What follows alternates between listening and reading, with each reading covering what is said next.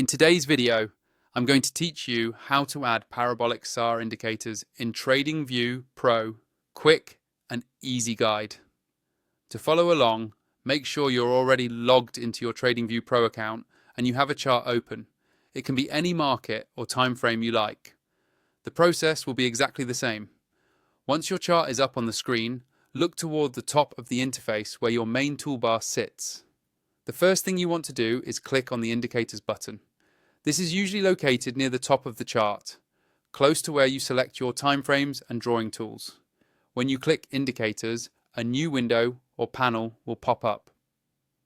This is the main library, where TradingView keeps all of its built-in tools, including scripts, strategies, and of course, indicators like the Parabolic SAR.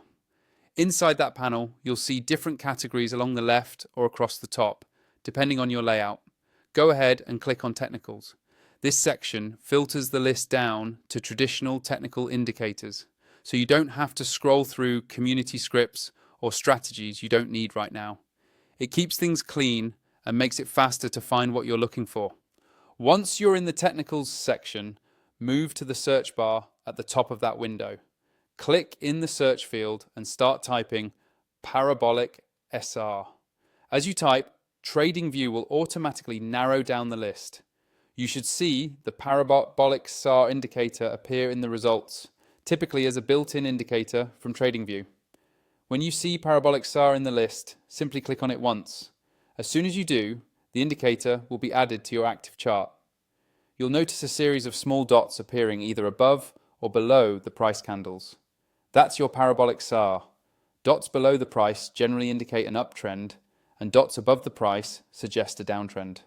You can hover over the indicator's name in the chart's legend to quickly confirm it's active, or click the settings icon next to it to adjust parameters like the step and maximum value to better suit your strategy.